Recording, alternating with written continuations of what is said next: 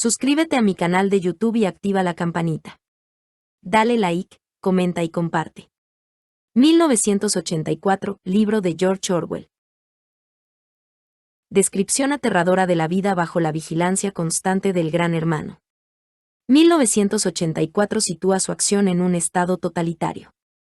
Como explica O'Brien, el astuto y misterioso miembro de la dirección del partido dominante, el poder es el valor absoluto y único.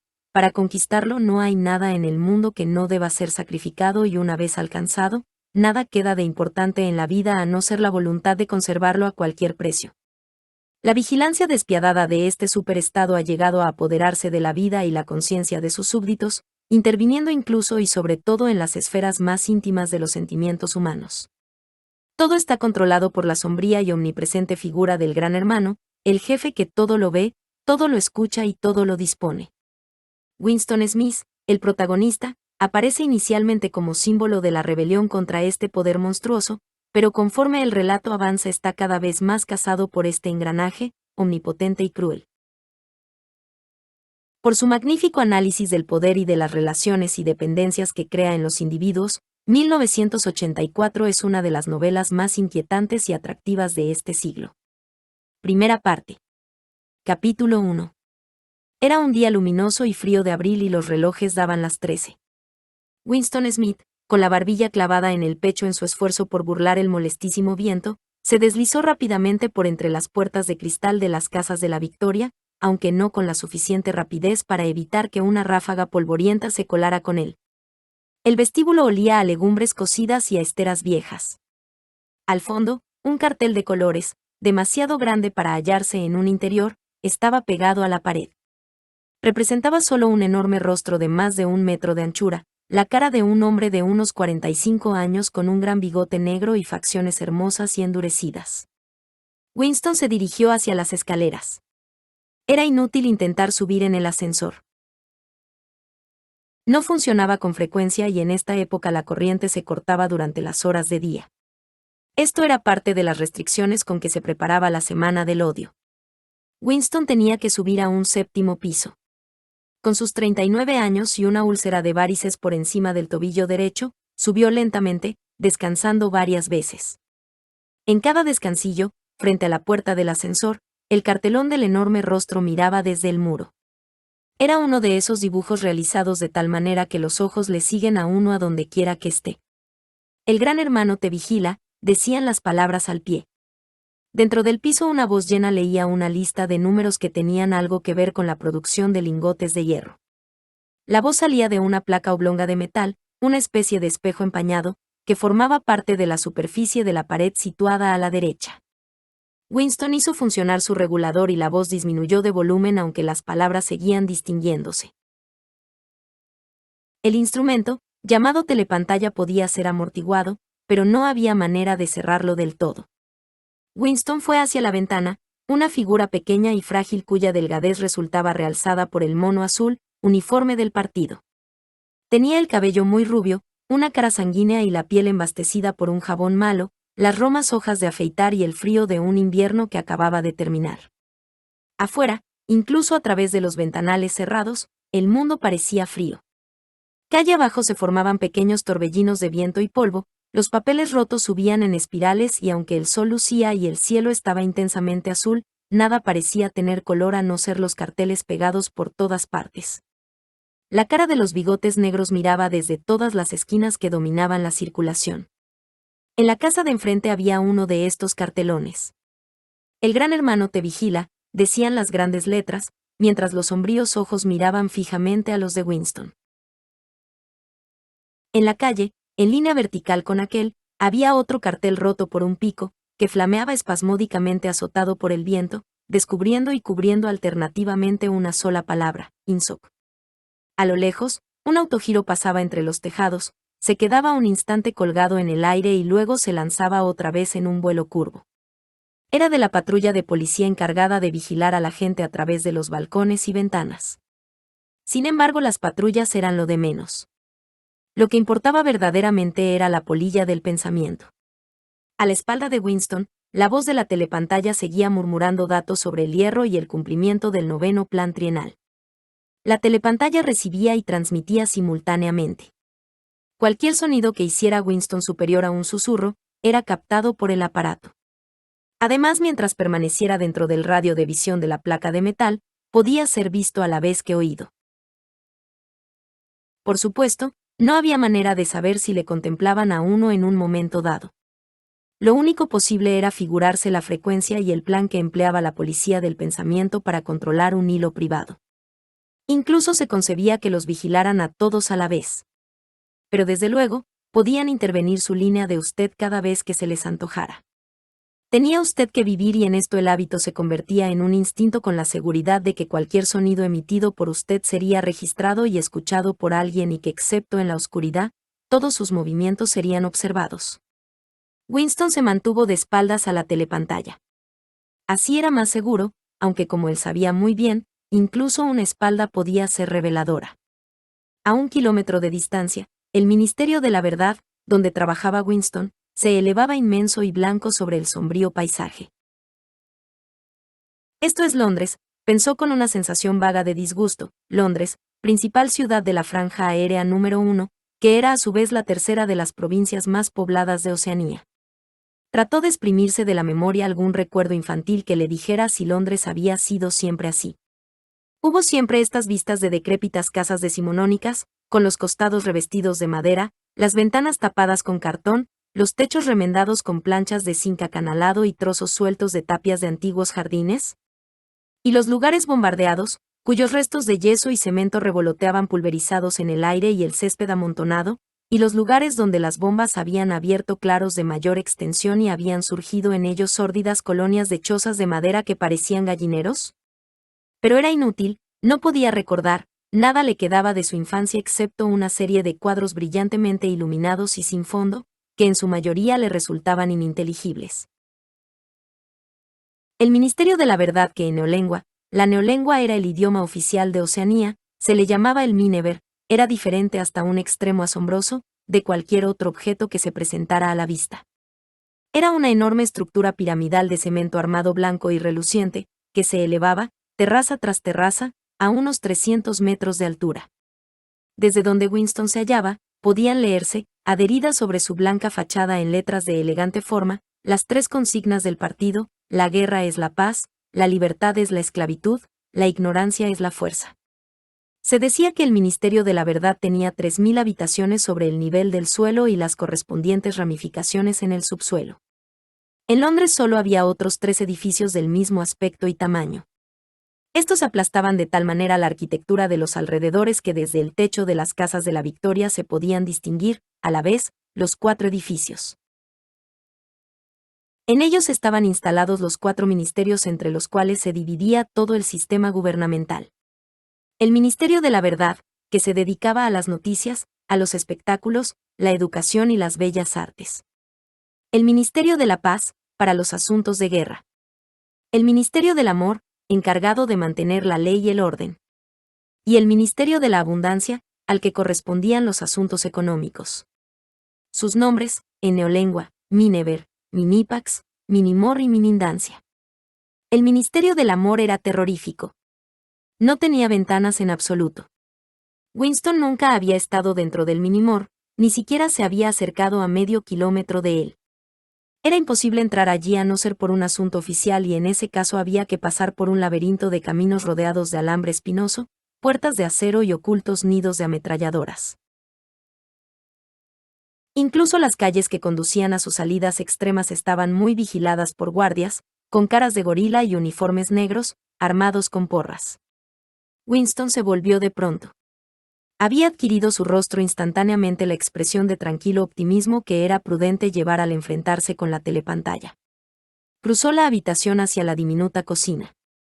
Por haber salido del ministerio a esta hora tuvo que renunciar a almorzar en la cantina y enseguida comprobó que no le quedaban víveres en la cocina a no ser un mendrugo de pan muy oscuro que debía guardar para el desayuno del día siguiente. Tomó de un estante una botella de un líquido incoloro con una sencilla etiqueta que decía, Ginebra de la Victoria. Aquello olía a medicina, algo así como el espíritu de arroz chino. Winston se sirvió una tacita, se preparó los nervios para el choque y se lo tragó de un golpe como si se lo hubieran recetado. Al momento, se le volvió roja la cara y los ojos empezaron a llorarle. Este líquido era como ácido nítrico, además al tragarlo, se tenía la misma sensación que si le dieran a uno un golpe en la nuca con una porra de goma. Sin embargo, unos segundos después, desaparecía la incandescencia del vientre y el mundo empezaba a resultar más alegre. Winston sacó un cigarrillo de una cajetilla sobre la cual se leía, cigarrillos de la Victoria, y como lo tenía cogido verticalmente por distracción, se le vació en el suelo. Con el próximo pitillo tuvo ya cuidado y el tabaco no se salió. Volvió al cuarto de estar y se sentó ante una mesita situada a la izquierda de la telepantalla. Del cajón sacó un portaplumas, un tintero y un grueso libro en blanco de tamaño incuarto, con el lomo rojo y cuyas tapas de cartón imitaban el mármol. Por alguna razón la telepantalla del cuarto de estar se encontraba en una posición insólita. En vez de hallarse colocada, como era normal, en la pared del fondo, desde donde podría dominar toda la habitación, estaba en la pared más larga, frente a la ventana. A un lado de ella había una alcoba que apenas tenía fondo, en la que se había instalado ahora Winston. Era un hueco que, al ser construido el edificio, habría sido calculado seguramente para alacena o biblioteca. Sentado en aquel hueco y situándose lo más dentro posible, Winston podía mantenerse fuera del alcance de la telepantalla en cuanto a la visualidad, ya que no podía evitar que oyera sus ruidos. En parte, fue la misma distribución insólita del cuarto lo que le indujo a lo que ahora se disponía a hacer. Pero también se lo había sugerido el libro que acababa de sacar del cajón. Era un libro excepcionalmente bello. Su papel, suave y cremoso, un poco amarillento por el paso del tiempo, por lo menos hacía 40 años que no se fabricaba. Sin embargo, Winston suponía que el libro tenía muchos años más. Lo había visto en el escaparate de un establecimiento de compraventa en un barrio miserable de la ciudad, no recordaba exactamente en qué barrio había sido y en el mismísimo instante en que lo vio, sintió un irreprimible deseo de poseerlo. Los miembros del partido no deben entrar en las tiendas corrientes, a esto se le llamaba, en tono de severa censura, traficar en el mercado libre, pero no se acataba rigurosamente esta prohibición porque había varios objetos, como cordones para los zapatos y hojas de afeitar que era imposible adquirir de otra manera.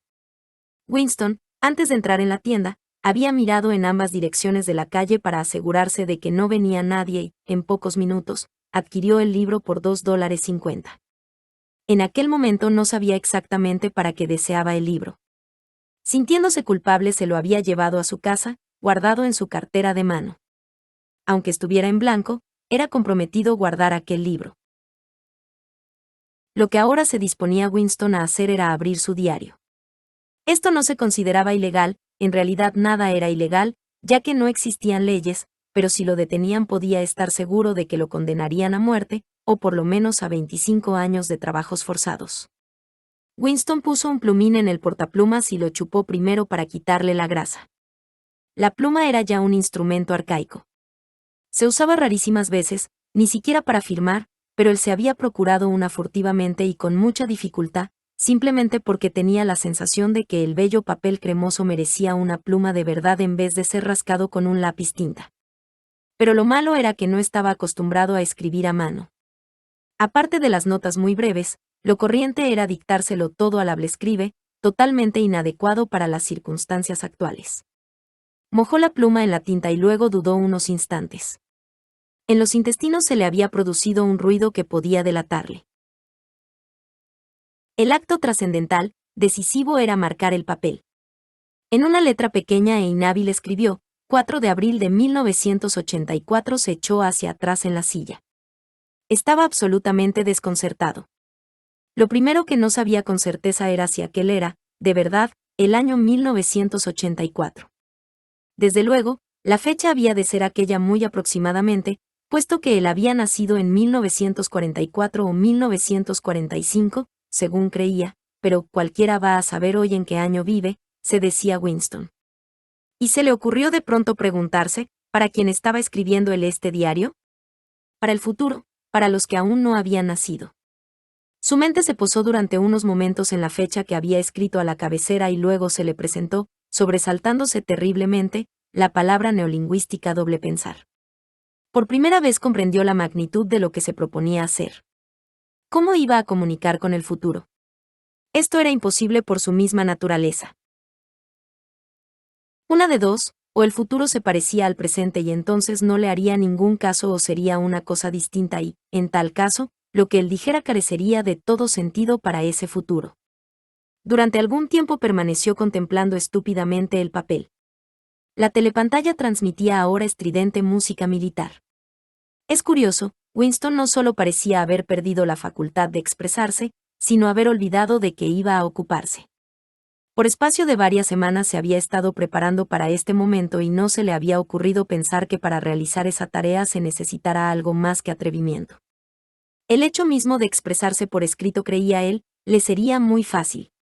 Solo tenía que trasladar al papel el interminable e inquieto monólogo que desde hacía muchos años venía corriéndole por la cabeza. Sin embargo, en este momento hasta el monólogo se le había secado. Además, sus varices habían empezado a escocerle insoportablemente. No se atrevía a rascarse porque siempre que lo hacía se le inflamaba aquello. Transcurrían los segundos y él solo tenía conciencia de la blancura del papel ante sus ojos, el absoluto vacío de esta blancura, el escozor de la piel sobre el tobillo, el estruendo de la música militar, y una leve sensación de atontamiento producido por la ginebra. De repente empezó a escribir con gran rapidez, como si lo impulsara el pánico, dándose apenas cuenta de lo que escribía. Con su letrita infantil iba trazando líneas torcidas y si primero empezó a comerse las mayúsculas, luego suprimió incluso los puntos. 4 de abril de 1984. Anoche estuve en los flicks. Todas las películas eran de guerra. Había una muy buena de un barco lleno de refugiados que lo bombardeaban en no sé dónde del Mediterráneo. Al público le divirtieron mucho dar planos de un hombre muy grande y muy gordo que intentaba escaparse nadando de un helicóptero que lo perseguía. Primero se le veía en el agua chapoteando como una tortuga, luego lo veías por los visores de las ametralladoras del helicóptero, luego se veía como lo iban agujereando a tiros y el agua a su alrededor que se ponía toda roja y el gordo se hundía como si el agua le entrase por los agujeros que le habían hecho las balas. La gente se moría de risa cuando el gordo se iba hundiendo en el agua, y también una lancha salvavidas llena de niños con un helicóptero que venga a darle vueltas y más vueltas. Había una mujer de edad madura que bien podía ser una judía y estaba sentada en la proa con un niño en los brazos que quizás tuviera unos 3 años. El niño chillaba con mucho pánico, metía la cabeza entre los pechos de la mujer y parecía que se quería esconder así y la mujer lo rodeaba con los brazos y lo consolaba como si ella no estuviese tan bien aterrada y como si por tenerlo así en los brazos fuera a evitar que le alcanzaran al niño las balas. Entonces va el helicóptero y tira una bomba de 20 kilos sobre el bote y no queda ni una astilla de él, que fue una explosión pero que magnífica y luego salía un primer plano maravilloso del brazo del niño subiendo por el aire. Yo creo que un helicóptero con su cámara debe haberlo seguido así por el aire y la gente aplaudió muchísimo, pero una mujer que estaba entre los proletarios empezó a armar un escándalo terrible chillando que no debían echar eso, no debían echarlo delante de los críos que no debían hasta que la policía la sacó de allí a rastras. No creo que le pasara nada, a nadie le importa lo que dicen los proletarios porque dicen es la reacción típica de las proletarias y nadie hace caso y nunca. Winston dejó de escribir, en parte debido a que le daban calambres. No sabía por qué había soltado esta sarta de incongruencias. Pero lo curioso era que mientras lo hacía se le había aclarado otra faceta de su memoria hasta el punto de que ya se creía en condiciones de escribir lo que realmente había querido poner en su libro. Ahora se daba cuenta de que si había querido venir a casa a empezar su diario, precisamente hoy era a causa de este otro incidente. Había ocurrido aquella misma mañana en el ministerio, si es que algo de tal vaguedad podía haber ocurrido. Cerca de las 11:05 en el departamento de registro, donde trabajaba Winston, sacaban las sillas de las cabinas y las agrupaban en el centro del vestíbulo, frente a la gran telepantalla, preparándose para los 2 minutos de odio. Winston acababa de sentarse en su sitio, en una de las filas de en medio, cuando entraron 2 personas a quienes él conocía de vista, pero a las cuales nunca había hablado. Una de estas personas era una muchacha con la que se había encontrado frecuentemente en los pasillos. No sabía su nombre, pero sí que trabajaba en el departamento de novela. Probablemente, ya que la había visto algunas veces con las manos grasientas y llevando paquetes de composición de imprenta, tendría alguna labor mecánica en una de las máquinas de escribir novelas. Era una joven de aspecto audaz, de unos 27 años, con espeso cabello negro, cara pecosa y movimientos rápidos y atléticos. Llevaba el mono ceñido por una estrecha faja roja que le daba varias veces la vuelta a la cintura, realzando así la atractiva forma de sus caderas, y ese cinturón era el emblema de la Liga Juvenil Antisex. A Winston le produjo una sensación desagradable desde el primer momento en que la vio. Y sabía la razón de este mal efecto: la atmósfera de los campos de hockey y duchas frías, de excursiones colectivas y el aire general de higiene mental que trascendía de ella. En realidad, a Winston le molestaban casi todas las mujeres y especialmente las jóvenes y bonitas, porque eran siempre las mujeres y sobre todo las jóvenes, lo más fanático del partido, las que se tragaban todos los eslogans de propaganda y abundaban entre ellas las espías aficionadas y las que mostraban demasiada curiosidad por lo heterodoxo de los demás. Pero esta muchacha determinada le había dado la impresión de ser más peligrosa que la mayoría. Una vez que se cruzaron en el corredor, la joven le dirigió una rápida mirada oblicua que por unos momentos dejó aterrado a Winston. Incluso se le había ocurrido que podía ser un agente de la policía del pensamiento. No era, desde luego, muy probable. Sin embargo, Winston siguió sintiendo una intranquilidad muy especial cada vez que la muchacha se hallaba cerca de él, una mezcla de miedo y hostilidad. La otra persona era un hombre llamado O'Brien, miembro del Partido Interior y titular de un cargo tan remoto e importante, que Winston tenía una idea muy confusa de qué se trataba. Un rápido murmullo pasó por el grupo ya instalado en las sillas cuando vieron acercarse el mono negro de un miembro del Partido Interior. O'Brien era un hombre corpulento con un ancho cuello y un rostro vasto, brutal, y sin embargo rebosante de buen humor. A pesar de su formidable aspecto, sus modales eran bastante agradables. Solía ajustarse las gafas con un gesto que tranquilizaba a sus interlocutores, un gesto que tenía algo de civilizado, y esto era sorprendente tratándose de algo tan leve. Ese gesto, si alguien hubiera sido capaz de pensar así todavía, podía haber recordado a un aristócrata del siglo XVIII ofreciendo rapé en su cajita. Winston había visto a O'Brien quizás solo una docena de veces en otros tantos años. Sentíase fuertemente atraído por él, y no solo porque le intrigaba el contraste entre los delicados modales de O'Brien y su aspecto de campeón de lucha libre, sino mucho más por una convicción secreta, o quizás ni siquiera fuera una convicción, sino solo una esperanza de que la ortodoxia política de O'Brien no era perfecta.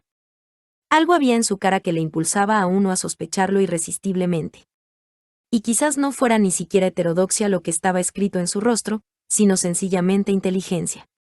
Pero de todos modos su aspecto era el de una persona a la que se le podría hablar si, de algún modo, se pudiera eludir la telepantalla y llevarlo aparte.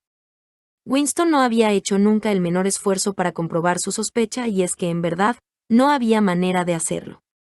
En este momento, O'Brien miró su reloj de pulsera y, al ver que eran las 11:01, seguramente decidió quedarse en el departamento de registro hasta que pasaran los 2 minutos de odio. Tomó asiento en la misma fila que Winston, separado de él por 2 sillas. Una mujer bajita y de cabello color arena, que trabajaba en la cabina vecina a la de Winston, se instaló entre ellos. La muchacha del cabello negro se sentó detrás de Winston. Un momento después se oyó un espantoso chirrido, como de una monstruosa máquina sin engrasar, ruido que procedía de la gran telepantalla situada al fondo de la habitación. Era un ruido que le hacía rechinar a uno los dientes y que ponía los pelos de punta. Había empezado el odio. Como de costumbre, apareció en la pantalla el rostro de Emmanuel Goldstein, el enemigo del pueblo. Del público salieron aquí y allá fuertes silbidos. La mujeruca del pelo arenoso dio un chillido mezcla de miedo y asco. Goldstein era el renegado que desde hacía mucho tiempo, nadie podía recordar cuánto había sido una de las figuras principales del partido, casi con la misma importancia que el Gran Hermano, y luego se había dedicado a actividades contrarrevolucionarias, había sido condenado a muerte y se había escapado misteriosamente, desapareciendo para siempre. Los programas de los 2 minutos de odio variaban cada día, pero en ninguno de ellos dejaba de ser Goldstein el protagonista. Era el traidor por excelencia, el que antes y más que nadie había manchado la pureza del partido. Todos los subsiguientes crímenes contra el partido, todos los actos de sabotaje, herejías, desviaciones y traiciones de toda clase procedían directamente de sus enseñanzas. En cierto modo, seguía vivo y conspirando.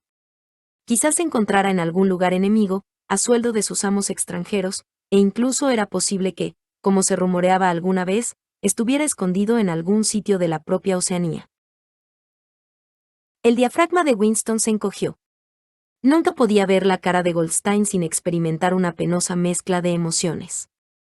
Era un rostro judío, delgado, con una aureola de pelo blanco y una barbita de chivo, una cara inteligente que tenía, sin embargo, algo de despreciable y una especie de tontería senil que le prestaba su larga nariz, a cuyo extremo se sostenían en difícil equilibrio unas gafas.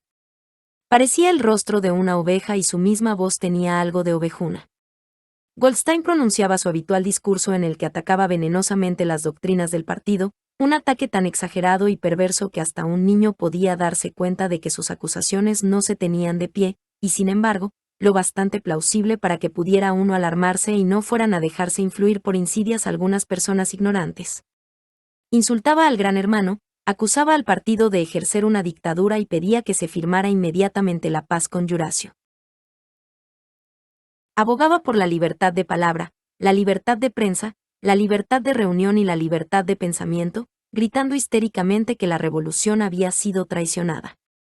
Y todo esto a una rapidez asombrosa que era una especie de parodia del estilo habitual de los oradores del partido e incluso utilizando palabras de neolengua, quizás con más palabras neolingüísticas de las que solían emplear los miembros del partido en la vida corriente. Y mientras gritaba, por detrás de él desfilaban interminables columnas del ejército de Yuracio, para que nadie interpretase como simple palabrería la oculta maldad de las frases de Goldstein. Aparecían en la pantalla filas y más filas de forzudos soldados, con impasibles rostros asiáticos, se acercaban a primer término y desaparecían. El sordo y rítmico clap-clap de las botas militares formaba el contrapunto de la hiriente voz de Goldstein. Antes de que el odio hubiera durado 30 segundos, la mitad de los espectadores lanzaban incontenibles exclamaciones de rabia. La satisfecha y ovejuna faz del enemigo y el terrorífico poder del ejército que desfilaba a sus espaldas, era demasiado para que nadie pudiera resistirlo indiferente. Además, solo con ver a Goldstein o pensar en él surgían el miedo y la ira automáticamente. Era él un objeto de odio más constante que Yuracio o que Asia Oriental, ya que cuando Oceanía estaba en guerra con alguna de estas potencias, solía hallarse en paz con la otra. Pero lo extraño era que a pesar de ser Goldstein el blanco de todos los odios y de que todos lo despreciaran, a pesar de que apenas pasaba día y cada día ocurría esto 1000 veces, sin que sus teorías fueran refutadas, aplastadas, ridiculizadas, en la telepantalla, en las tribunas públicas, en los periódicos y en los libros, a pesar de todo ello, su influencia no parecía disminuir. Siempre había nuevos incautos dispuestos a dejarse engañar por él. No pasaba ni un solo día sin que espías y saboteadores que trabajaban siguiendo sus instrucciones fueran atrapados por la policía del pensamiento. Era el jefe supremo de un inmenso ejército que actuaba en la sombra, una subterránea red de conspiradores que se proponían derribar al Estado. Se suponía que esa organización se llamaba la Hermandad y también se rumoreaba que existía un libro terrible, compendio de todas las herejías, del cual era autor Goldstein y que circulaba clandestinamente. Era un libro sin título. La gente se refería a él llamándole sencillamente el libro. Pero de estas cosas solo era posible enterarse por vagos rumores. Los miembros corrientes del partido no hablaban jamás de la hermandad ni del libro si tenían manera de evitarlo. En su segundo minuto, el odio llegó al frenesí. Los espectadores saltaban y gritaban enfurecidos tratando de apagar con sus gritos la perforante voz que salía de la pantalla. La mujer del cabello color arena se había puesto al rojo vivo y abría y cerraba la boca como un pez al que acaban de dejar en tierra. Incluso O'Brien tenía la cara congestionada. Estaba sentado muy rígido y respiraba con su poderoso pecho como si estuviera resistiendo la presión de una gigantesca ola. La joven sentada exactamente detrás de Winston, aquella morena, había empezado a gritar, cerdo, cerdo, cerdo, y, de pronto, cogiendo un pesado diccionario de neolengua, lo arrojó a la pantalla. El diccionario le dio a Goldstein en la nariz y rebotó. Pero la voz continuó inexorable. En un momento de lucidez descubrió Winston que estaba chillando histéricamente como los demás y dando fuertes patadas con los talones contra los palos de su propia silla. Lo horrible de los 2 minutos de odio no era el que cada uno tuviera que desempeñar allí un papel, sino, al contrario, que era absolutamente imposible evitar la participación porque era uno arrastrado irremisiblemente. A los 30 segundos no hacía falta fingir. Un éxtasis de miedo y venganza, un deseo de matar, de torturar, de aplastar rostros con un martillo, parecían recorrer a todos los presentes como una corriente eléctrica, convirtiéndole a uno, incluso contra su voluntad, en un loco gesticulador y vociferante. Y sin embargo, la rabia que se sentía era una emoción abstracta e indirecta que podía aplicarse a uno u otro objeto como la llama de una lámpara de soldadura autógena. Así, en un momento determinado, el odio de Winston no se dirigía contra Goldstein, sino contra el propio Gran Hermano, contra el partido y contra la policía del pensamiento, y entonces su corazón estaba de parte del solitario e insultado hereje de la pantalla, único guardián de la verdad y la cordura en un mundo de mentiras. Pero al instante siguiente, se hallaba identificado por completo con la gente que le rodeaba y le parecía verdad todo lo que decían de Goldstein. Entonces, su odio contra el Gran Hermano se transformaba en adoración y el Gran Hermano se elevaba como una invencible torre, como una valiente roca capaz de resistir los ataques de las hordas asiáticas, y Goldstein, a pesar de su aislamiento, de su desamparo y de la duda que flotaba sobre su existencia misma, aparecía como un siniestro brujo capaz de acabar con la civilización entera tan solo con el poder de su voz. Incluso era posible, en ciertos momentos, desviar el odio en una u otra dirección mediante un esfuerzo de voluntad. De pronto, por un esfuerzo semejante al que nos permite separar de la almohada la cabeza para huir de una pesadilla, Winston conseguía trasladar su odio a la muchacha que se encontraba detrás de él. Por su mente pasaban, como ráfagas, bellas y deslumbrantes alucinaciones. Le daría latigazos con una porra de goma hasta matarla. La ataría desnuda en un piquete y la atravesaría con flechas como a San Sebastián. La violaría y en el momento del clímax le cortaría la garganta. Sin embargo, se dio cuenta mejor que antes de por qué la odiaba. La odiaba porque era joven y bonita y asexuada, porque quería irse a la cama con ella y no lo haría nunca, porque alrededor de su dulce y cimbreante cintura, que parecía pedir que la rodearan con el brazo, no había más que la odiosa banda roja, agresivo símbolo de castidad. El odio alcanzó su punto de máxima exaltación. La voz de Goldstein se había convertido en un auténtico balido ovejuno. Y su rostro, que había llegado a ser el de una oveja, se transformó en la cara de un soldado de Yuracio, el cual parecía avanzar, enorme y terrible, sobre los espectadores disparando atronadoramente su fusil ametralladora. Enteramente parecía salirse de la pantalla, hasta tal punto que muchos de los presentes se echaban hacia atrás en sus asientos. Pero en el mismo instante, produciendo con ello un hondo suspiro de alivio en todos, la amenazadora figura se fundía para que surgiera en su lugar el rostro del Gran Hermano, con su negra cabellera y sus grandes bigotes negros, un rostro rebosante de poder y de misteriosa calma y tan grande que llenaba casi la pantalla. Nadie oía lo que el gran camarada estaba diciendo. Eran solo unas cuantas palabras para animarlos, esas palabras que suelen decirse a las tropas en cualquier batalla y que no es preciso entenderlas una por una, sino que infunden confianza por el simple hecho de ser pronunciadas. Entonces, desapareció a su vez la monumental cara del Gran Hermano y en su lugar aparecieron los 3 eslogans del partido en grandes letras: la guerra es la paz, la libertad es la esclavitud, la ignorancia es la fuerza. Pero daba la impresión por un fenómeno óptico psicológico, de que el rostro del Gran Hermano persistía en la pantalla durante algunos segundos, como si el impacto, que había producido en las retinas de los espectadores fuera demasiado intenso para borrarse inmediatamente. La mujeruca del cabello color arena se lanzó hacia adelante, agarrándose a la silla de la fila anterior y luego, con un trémulo murmullo que sonaba algo así como: Mi Salvador, extendió los brazos hacia la pantalla. Después ocultó la cara entre sus manos. Sin duda, estaba rezando a su manera. Entonces, todo el grupo prorrumpió en un canto rítmico, lento y profundo, GH, GH, GH, dejando una gran pausa entre la G y la H. Era un canto monótono y salvaje en cuyo fondo parecían oírse pisadas de pies desnudos y el batir de los tam-tam. Este canturreo duró unos 30 segundos. Era un estribillo que surgía en todas las ocasiones de gran emoción colectiva. En parte, era una especie de himno a la sabiduría y majestad del Gran Hermano, pero, más aún, constituía aquello un procedimiento de autohipnosis, un modo deliberado de ahogar la conciencia mediante un ruido rítmico. A Winston parecían enfriársele las entrañas. En los 2 minutos de odio, no podía evitar que la oleada emotiva le arrastrase, pero este infrahumano canturreo, GH. GH. GH. Siempre le llenaba de horror.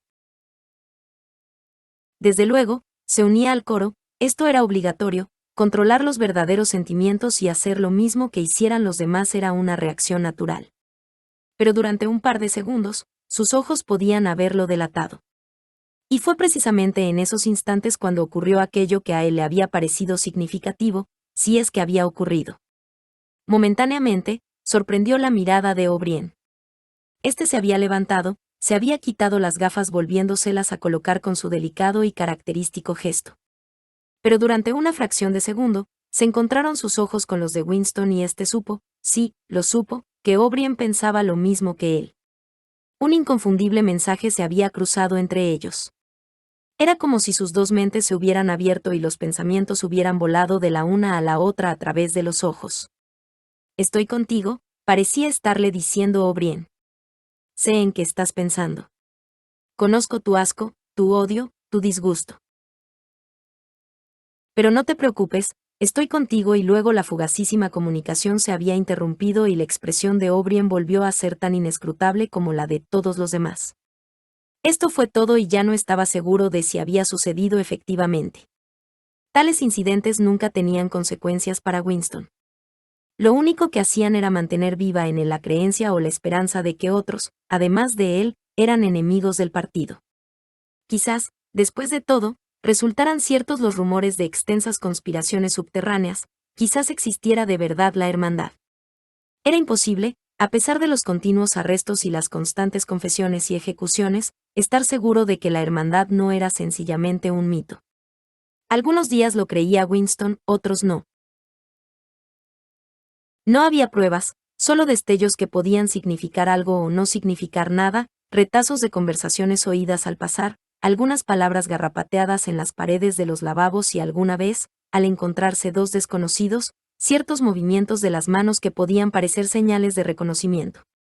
Pero todo ello eran suposiciones que podían resultar totalmente falsas. Winston había vuelto a su cubículo sin mirar otra vez a O'Brien. Apenas cruzó por su mente la idea de continuar este momentáneo contacto.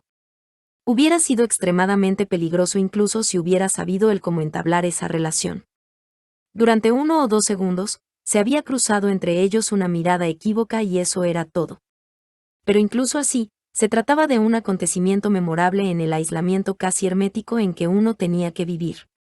Winston se sacudió de encima estos pensamientos y tomó una posición más erguida en su silla. Se le escapó un eructo. La ginebra estaba haciendo su efecto. Volvieron a fijarse sus ojos en la página.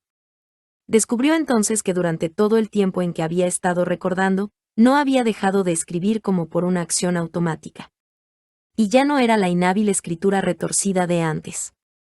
Su pluma se había deslizado voluptuosamente sobre el suave papel, imprimiendo en claras y grandes mayúsculas lo siguiente: abajo el gran hermano, abajo el gran hermano, abajo el gran hermano, abajo el gran hermano, abajo el gran hermano, una vez y otra, hasta llenar media página. No pudo evitar un escalofrío de pánico. Era absurdo, ya que escribir aquellas palabras no era más peligroso que el acto inicial de abrir un diario, pero, por un instante, estuvo tentado de romper las páginas ya escritas y abandonar su propósito. Sin embargo, no lo hizo, porque sabía que era inútil. El hecho de escribir abajo el gran hermano o no escribirlo, era completamente igual. Seguir con el diario o renunciar a escribirlo, venía a ser lo mismo. La policía del pensamiento lo descubriría de todas maneras. Winston había cometido, seguiría habiendo cometido aunque no hubiera llegado a posar la pluma sobre el papel, el crimen esencial que contenía en sí todos los demás. El crimen mental, como lo llamaban. El criminal no podía ocultarse durante mucho tiempo. En ocasiones, se podía llegar a tenerlo oculto años enteros, pero antes o después lo descubrían a uno. Las detenciones ocurrían invariablemente por la noche. Se despertaba uno sobresaltado porque una mano le sacudía a uno el hombro, una linterna le enfocaba los ojos y un círculo de sombríos rostros aparecía en torno al lecho. En la mayoría de los casos no había proceso alguno ni se daba cuenta oficialmente de la detención. La gente desaparecía sencillamente y siempre durante la noche. El nombre del individuo en cuestión desaparecía de los registros, Se borraba de todas partes toda referencia a lo que hubiera hecho y su paso por la vida quedaba totalmente anulado como si jamás hubiera existido. Para esto se empleaba la palabra vaporizado. Winston sintió una especie de histeria al pensar en estas cosas. Empezó a escribir rápidamente y con muy mala letra: me matarán, no me importa, me matarán, me dispararán en la nuca, me da lo mismo, abajo el gran hermano, siempre le matan a uno por la nuca, no me importa, abajo el gran hermano. Se echó hacia atrás en la silla, un poco avergonzado de sí mismo, y dejó la pluma sobre la mesa. De repente, se sobresaltó espantosamente. Habían llamado a la puerta. Tan pronto. Siguió sentado inmóvil, como un ratón asustado, con la tonta esperanza de que quien fuese se marchara al ver que no le abrían. Pero no, la llamada se repitió. Lo peor que podía hacer Winston era tardar en abrir. Le redoblaba el corazón como un tambor, pero es muy probable que sus facciones, a fuerza de la costumbre, resultaran inexpresivas. Levantóse y se acercó pesadamente a la puerta.